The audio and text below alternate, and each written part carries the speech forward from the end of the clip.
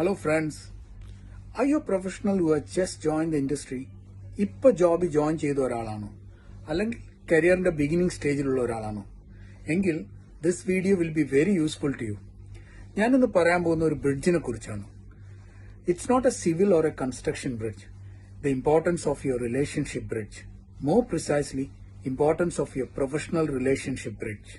നമ്മളെല്ലാവരും ഒരു കരിയറിൽ ജോയിൻ ചെയ്യുമ്പോൾ വളരെ എക്സൈറ്റഡ് ആയിരിക്കും, അല്ലേ? Excited about the new opportunities, excited about your professional growth.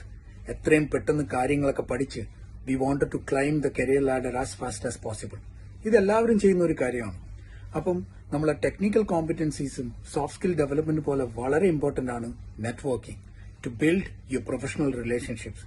കാര്യം എന്താന്ന് വെച്ചാൽ പല സിറ്റുവേഷനിലും the relationship between your colleagues, mentors, clients, industrial professionals, ഇത് will help you to open new doors, offer support and enhance your career openings.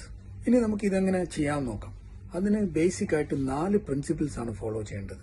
First is trust, second one is mutual respect, third is gratitude and last one is show genuine support.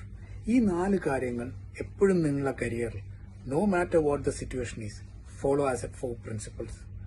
ഇനി നമ്മൾ കണ്ടു കാണും പലപ്പോഴും when we are in the limelight, നമ്മളൊരു നല്ല സമയത്തിലൂടെ പോയിക്കൊണ്ടിരിക്കുമ്പോൾ there will be many people come to us and offer support because they wanted to get to our good books. ഇത് എല്ലായിടത്തും നടക്കുന്ന ഒരു കാര്യമാണ്. ബട്ട് നമുക്കൊരു റഫ് പാച്ച് വരുമ്പോൾ there will not be anyone come to help you because there is no charm, so people will not come to you. So അങ്ങനെയുള്ള സമയത്ത് we should not be into that kind of examples. We should always show genuine support and show support, help people during their tough time.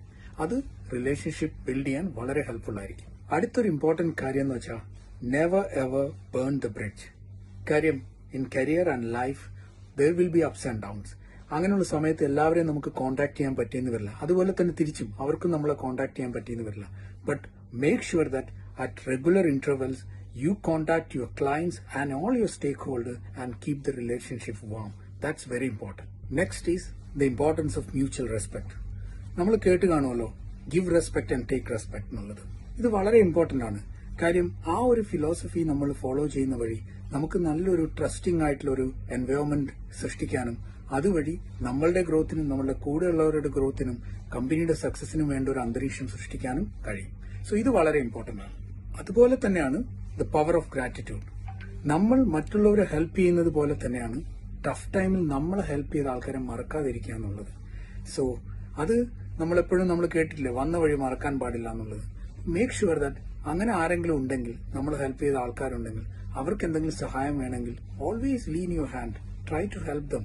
Our tough time കൂടി ആയിരിക്കും പോയിക്കൊണ്ടിരിക്കുന്നത്. So make sure that they may need your help. അവർ ചിലപ്പോൾ പറയണമെന്നില്ല, അത് അറിയുകയാണെങ്കിൽ go and help them. ഇങ്ങനെയുള്ള കാര്യങ്ങൾ റിലേഷൻഷിപ്പ് നല്ല രീതിയിൽ വരാനായിട്ട് സഹായിക്കും. ഇനി റിലേഷൻഷിപ്പിൽ എപ്പോഴും ഇറ്റ്സ് എ 2-way പ്രോസസ് ആണ്. നമ്മൾ ഒരു റിലേഷൻഷിപ്പിൽ എന്ത് എടുക്കാന്നല്ല നോക്കണം, എന്ത് കൊടുക്കാന്നുള്ളതും കൂടെ നോക്കണം. That also is important. So always make sure that what you can contribute.